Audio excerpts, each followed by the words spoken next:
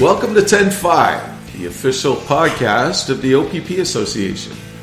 My name is Scott Mills. I am one of the strategic communications coordinators for the OPP Association and one of the hosts of the 10-5 podcast.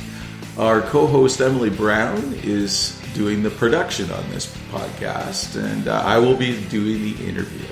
So, for some background, the OPPA is the sole bargaining agent for the close to 10,000 members of the Ontario Provincial Police in Ontario, Canada.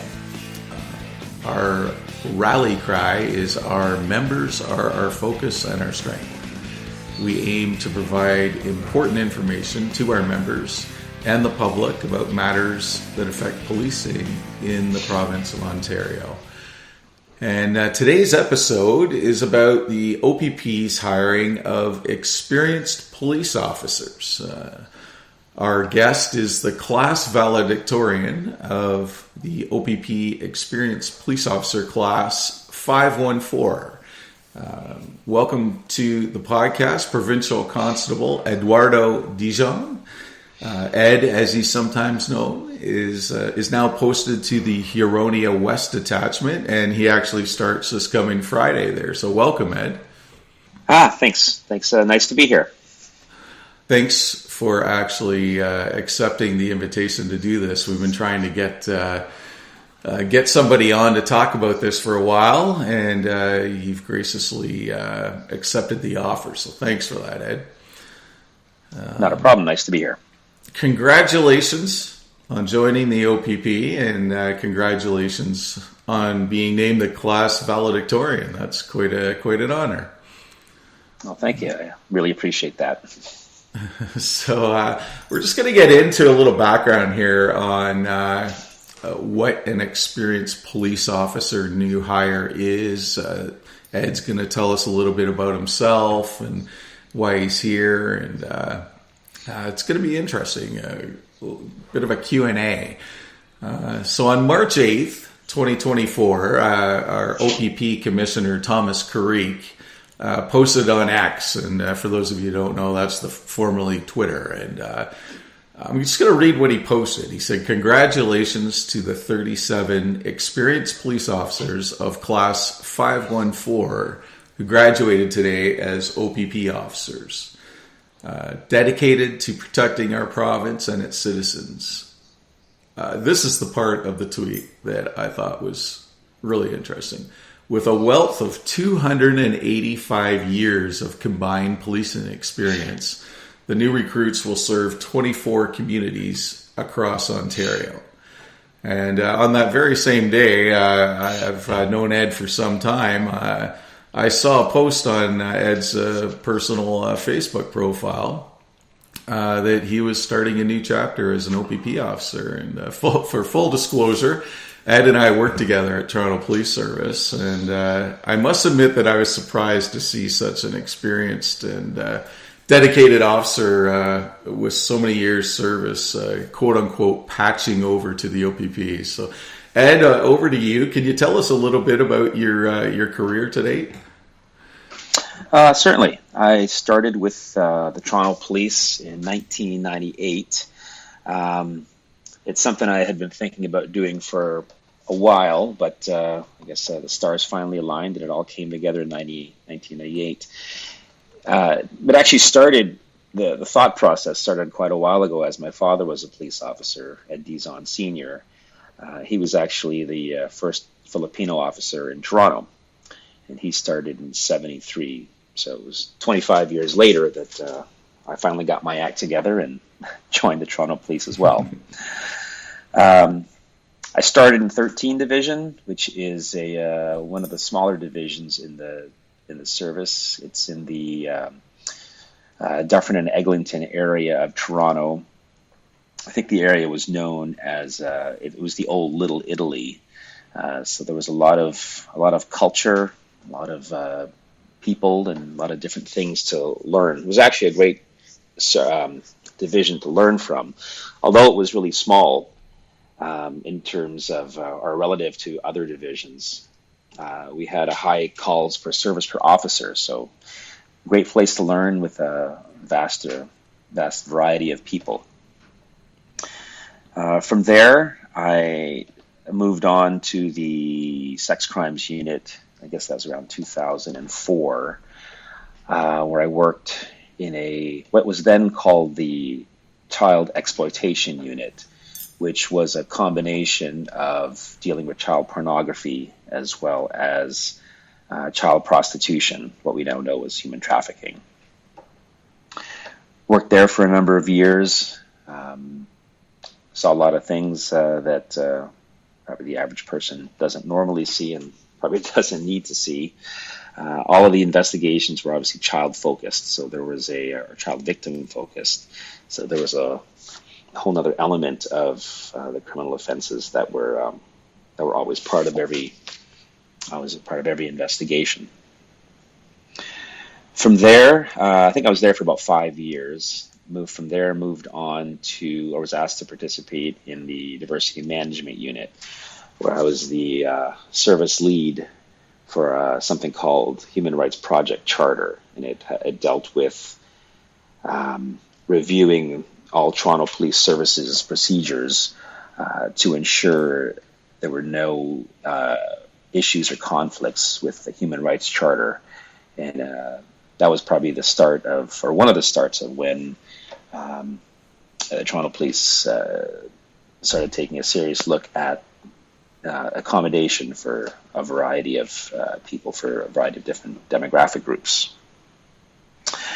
At the conclusion of the charter, I worked at the fugitive squad, where there the focus or mandate of the squad is to identify, locate, and arrest internationally wanted parties.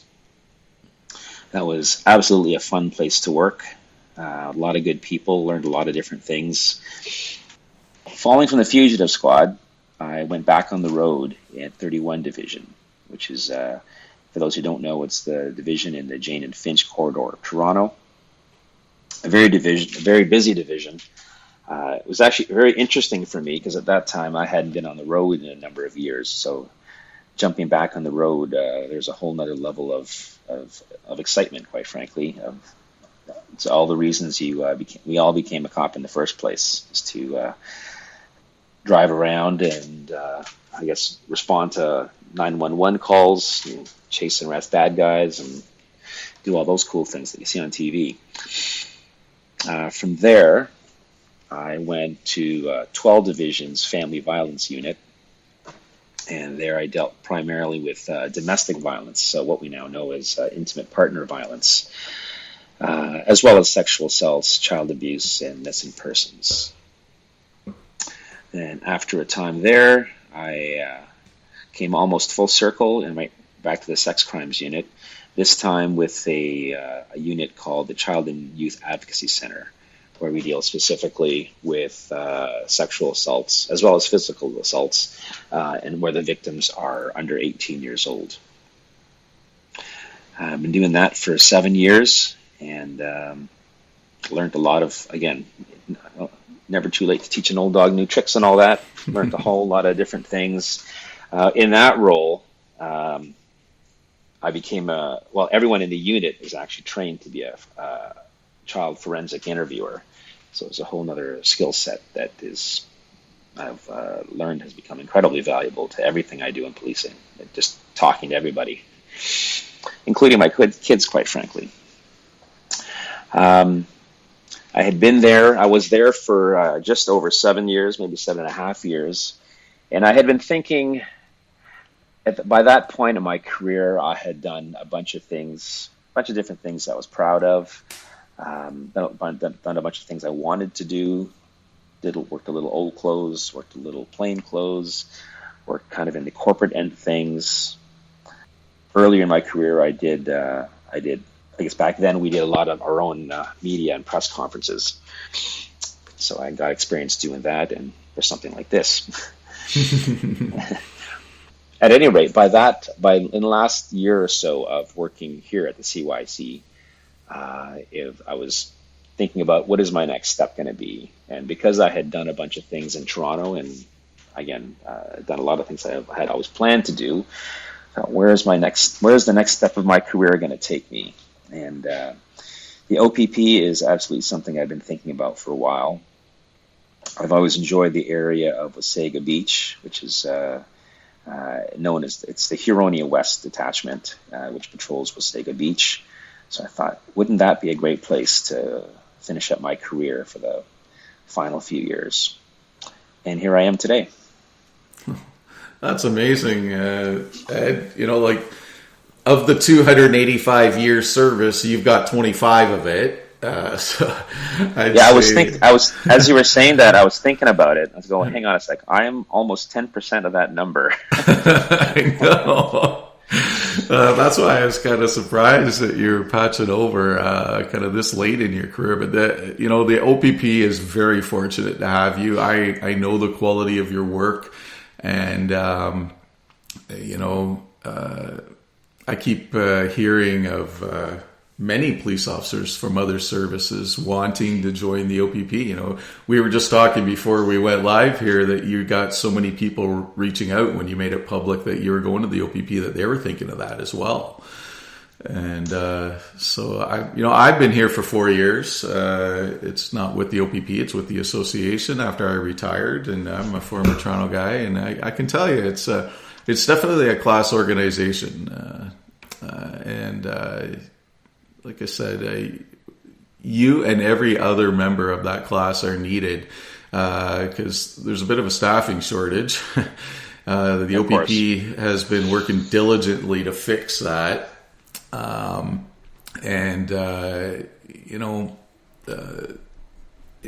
We need here at the OPP as many experienced officers and as many brand new recruits as we can get. So if you are interested in a career, everything's at opp.ca/careers.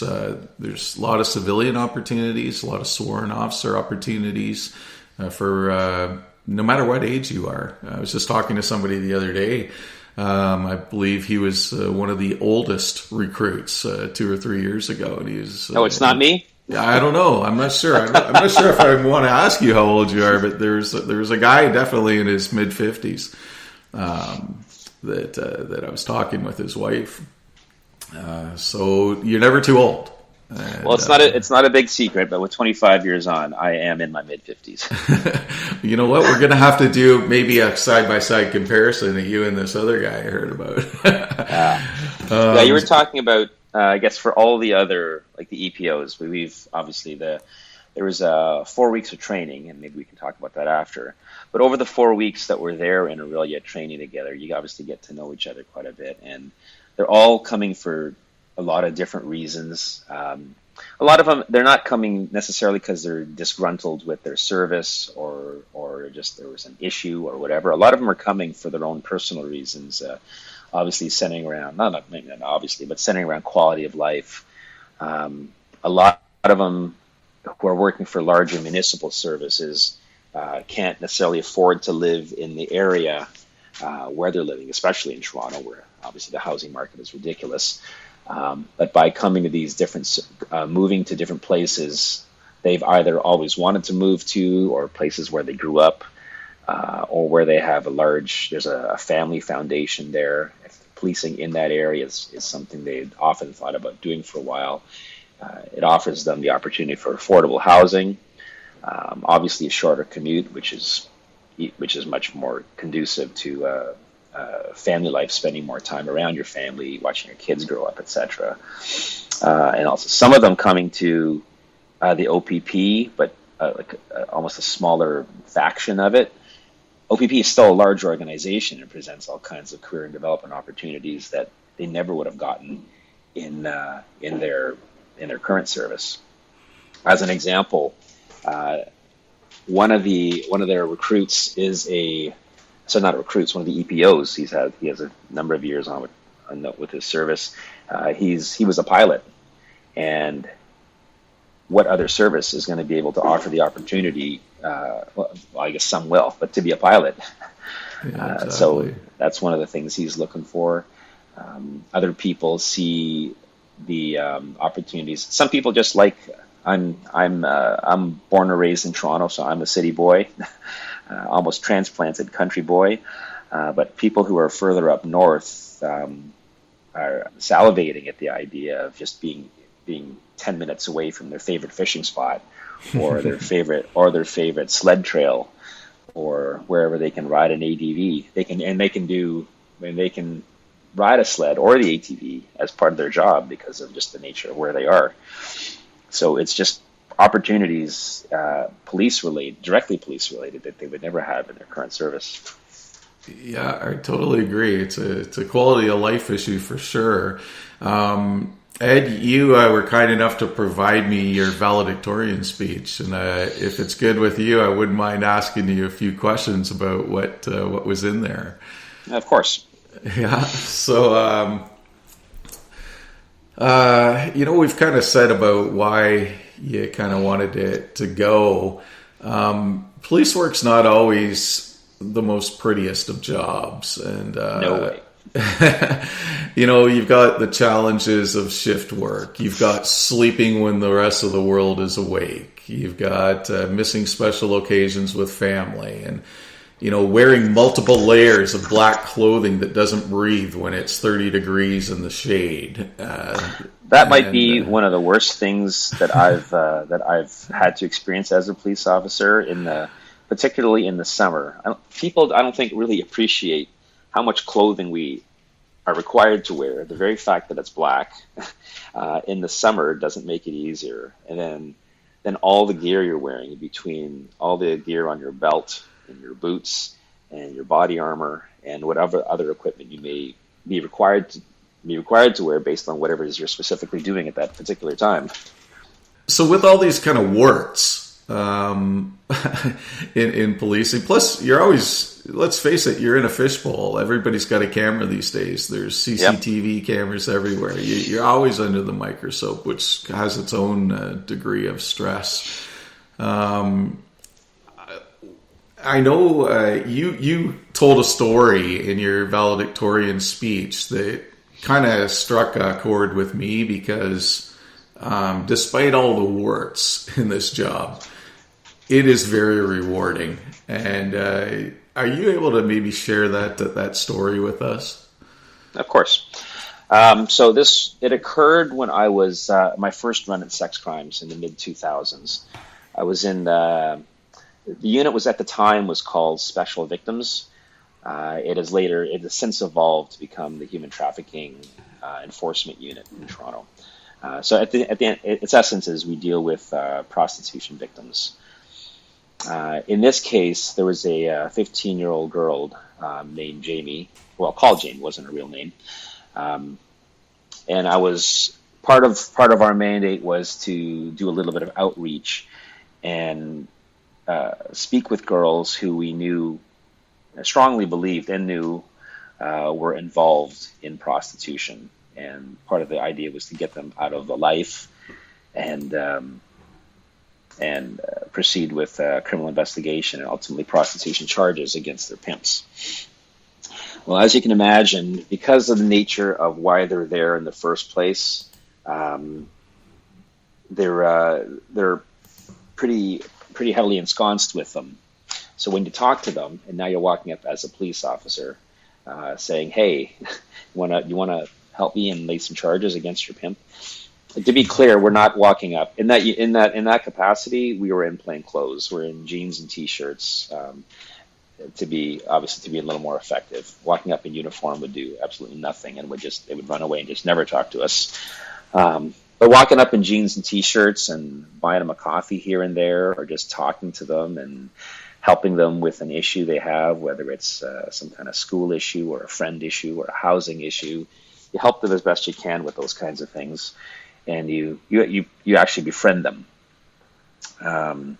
Sometimes you get a response and people start to realize, hey, maybe this isn't the life for me and this guy wants to help me. Maybe I should listen. Sometimes they just don't care for their own variety of reasons and are quite content living the life they're living at that point. Well, after months and months of just tracking this girl across southern Ontario at the various group homes she's staying at, or at the various moving from town to town, usually with her pimp, I was unsuccessful. And then a lot of times you start there, you sit there and wonder, why am I bothering? She doesn't care. Why am I doing this? Why should I continue doing this? At the end of the day, I did not get a disclosure from her with anything to assist with any kind of charges against her chimp. I'm not really sure what became of her at the time, but there were dozens of girls we're dealing with in this situation. Eventually, my time in that particular unit expired, and I moved on to my next work assignment. And I had lost her, and Jamie was just destined to be another statistic, unfortunately.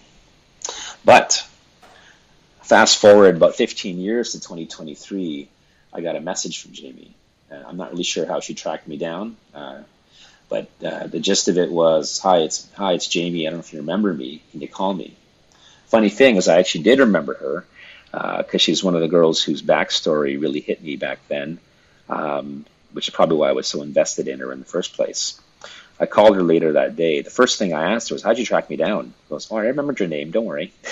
I remembered your name, and I called the police, and I said, she asked, is Ed Dizon still working there? And they go, yeah. Oh, can I have his number? Can I call him? And that's how she got my number.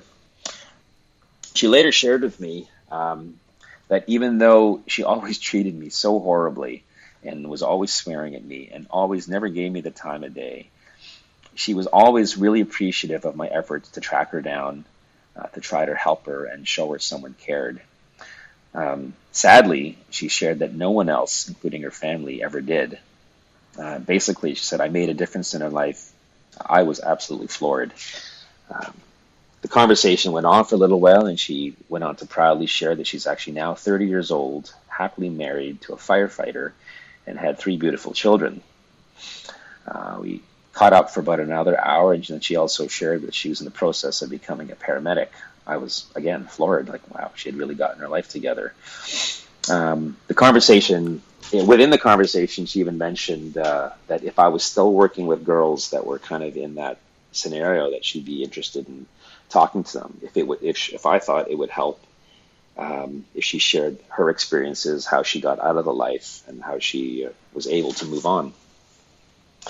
So the message in that, as part of the speech, was that to my EPO class, my experienced officer class, was that don't ever underestimate the impact you have on people's lives, because even though it doesn't feel like it at the time, they're thinking about it. And one day they may seek you out to let you know how much they did appreciate the time and energy you spent on them, trying to make their life a little better. That is a really, really great story, Ed. I'd say that's why we got into this profession in the first place. If you ask any police officer out there, why do you want to become a cop? It's to help people. And you do a great job, and you're now going to be doing it for the OPP. Absolutely. Up in Huronia. So it's just a great little story there. And it always amazes me. Like, I've been retired now for 4 years, and people still reach out to me like that. And people I'd long forgotten, they'll say, do you remember me? And I'm like, no. But then when we get talking, I remember them. And to see where they are now in their life, just doing great things, that one moment in time that you interacted them, sometimes it's just one time, just made a difference. So to all the police officers out there that sometimes you feel like you're not making a difference, it's a good little story to keep in your back pocket. So, absolutely. I got a few questions, just logistical things here. Sure. There may even be some that I have that aren't written on here, so feel free to tell me to go away. Okay. So you kind of mentioned earlier that you're really interested in the Wasaga Beach area, which is Huronia West Attachment area. And so, like, do you get to choose when you're an EPO? That's experienced officer. They call them EPOs here in the OPP. What detachment or area you go to? Like just like brand new recruits. I should say assume. I assume just like brand new recruits, they ask you, where do you want to go? I think as a recruit, they kind of send you where they send you. The benefit of walking in as an EPO or just an officer with some experience, often from a larger municipal service, they do value what I learned over the 4 weeks, and everybody I talked to is they do value us. They're very welcoming. They do appreciate the experience that we bring from a municipal service that will translate operationally to the OPP in teaching their officers. Like they may have an officer who's been there 2 or 3 years, but the learning curve in 2 or 3 years at a more rural or remote detachment is different from 2 or 3 years in inner city Toronto. Sorry, so the short answer to your question is we have a lot more. I believe we had a lot more influence in where we went to. Huronia West was my first choice, and I told them I'm very interested in Huronia West, and maybe my second choice, which was Collingwood, just because I like the area. And I found that they were very very accommodating because they wanted the experience to come in, and as long as there was the opening at the detachment, that was likely where you were going to go. Obviously, I can't promise everyone who comes in as EPO they're going to get what they want to go, but I'm going to say the overwhelming majority of my class got their first or second choice of where to go.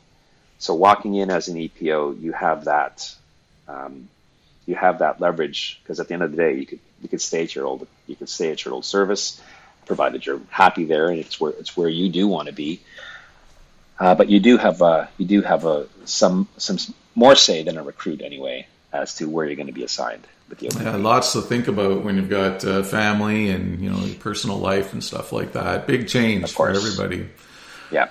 So, well, you've got all this experience, Ed. How long do you think it'll be before you're being asked to work in a specialty unit? Well, it's funny you should say that. So I'm a big believer in I'll do my time. I'll do my time on the road. I think it's a 10-month probationary period, which only makes sense. If you're going to work in a specific area, you should physically understand the area, the geography, the people, the demographics, and because this is the community you're going to serve.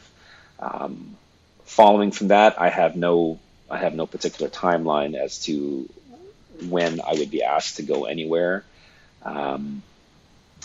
but they're well aware of my experience, and I have expressed an interest in moving on to a specialty unit. So I will happily just take fate as it comes. Oh, good for you.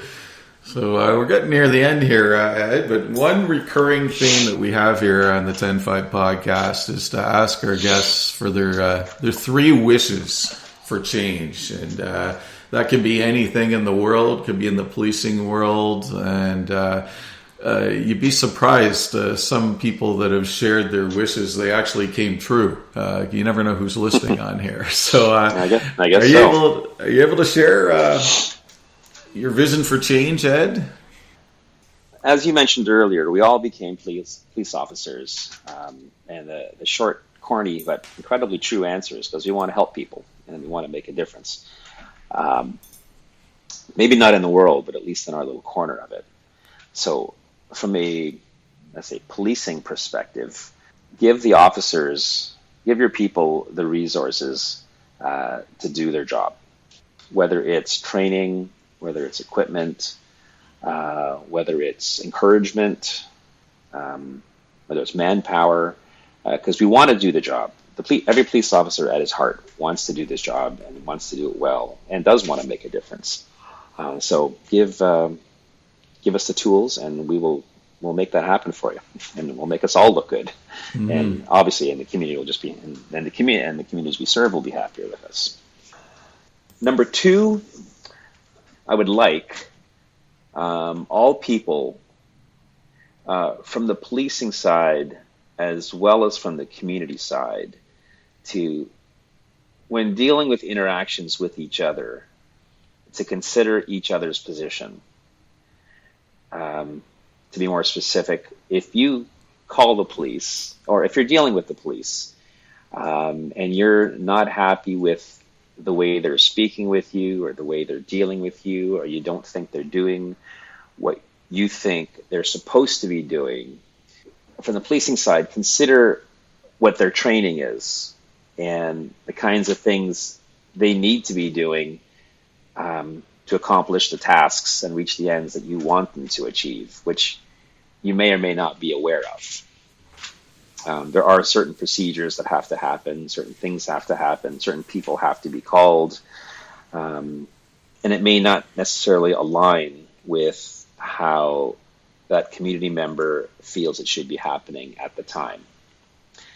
On the flip side of that, as a police officer, consider what's going through the community member's mind, whether something traumatic just happened, whether it just happened or whether it happened 2 weeks ago, or whether it happened 2 years ago, or whether it's chronic. As the responding officer, you may not fully appreciate their mindset or their family background or any language issues or any hearing impairments or anything that may be hindering a more efficient communication between the two of you. One of the things I was told early in my career by my coach was there's going to come times where you're dealing with your 10th domestic of the day, or your 10th break and enter of the day, or the 10th whatever of the day, and you're tired.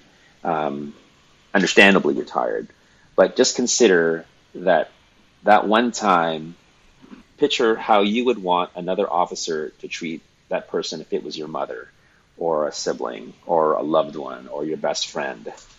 Even if it was their 10th call of the day, you'd want them to treat them with dignity, respect, compassion. So that was a long-winded way of saying just consider the other person's view when you're dealing with them. Number 3, I guess, would be to promote a greater appreciation and understanding between the various generations that live in our society, in our communities.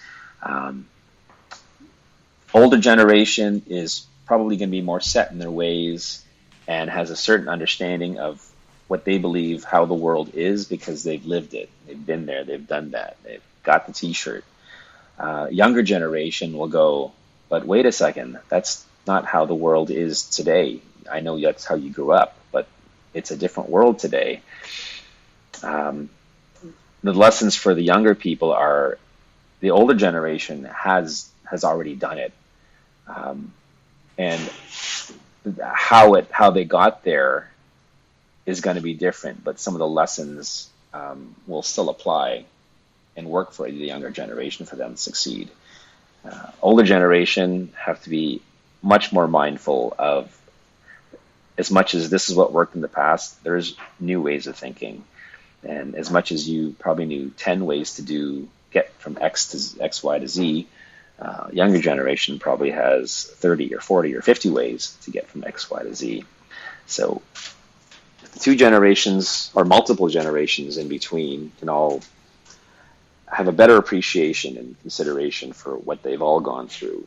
I think there might be greater understanding amongst all of us.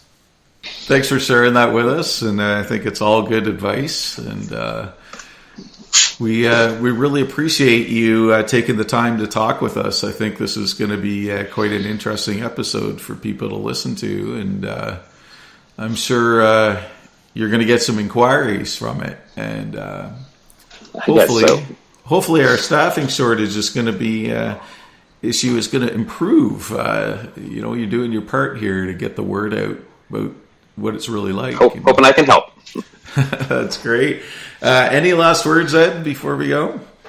Yeah, if I can just share how appreciative I am to the OPP for everything they've done to make all the EPOs feel welcome. You've treated us with dignity and respect, and treating us like experienced officers who, it's not our first day, it's not our first week, it's probably not our first year, we've done the job. But I'm incredibly grateful for learning a new way or let's say the current way to do the job, and appreciative that the OPP has a lot of great ideas about how a lot of things should happen. In terms of equipment, resources, we're absolutely on the ball. Let's all just keep moving in that direction. To anyone considering making the jump to the OPP, I would say it's from my limited interactions with the organization, it is fantastic. They are very accommodating and very interested in all the ideas that we have and all the things that we've done. One of the things I was a little worried about, I don't know if word's the right word, but concerned about maybe, in all the training and all the classes, whether they were tactical considerations or how we're dealing with the public or internal policies, procedures, I was always struck by how they always said, what does your service do that's different or better? With an eye towards, well, how maybe we can implement something like that into our service. I was always concerned they may go, I don't care how you did it in your place, this is how we do it, period. But they were always they were open to hearing new ideas about how to conduct yourself internally and externally. Happy to be here. Well, we're happy to have you, Ed, and all the best to you and your family. And stay safe out there. You've been listening to OPP Provincial Constable Eduardo Dizon of the Huronia West Detachment, which is near Wasaga Beach in Ontario, Canada. The 10-5 podcast drops a new episode every other Friday morning at 6 a.m. Eastern Time. And we are on all major podcasting platforms, as well as on the OPPA public-facing and members-only websites. That is oppa.ca. Check out the podcast button there, and you'll see well over 100 episodes there now of different angles of what's important to our membership and hopefully the public. And if you like what you hear, please hit the subscribe button on your favorite podcasting platform. And if you have any questions about this episode or ideas for future episode topics and guests, please email Emily and myself at communications@oppa.ca. And until next time, thank you for listening and stay safe.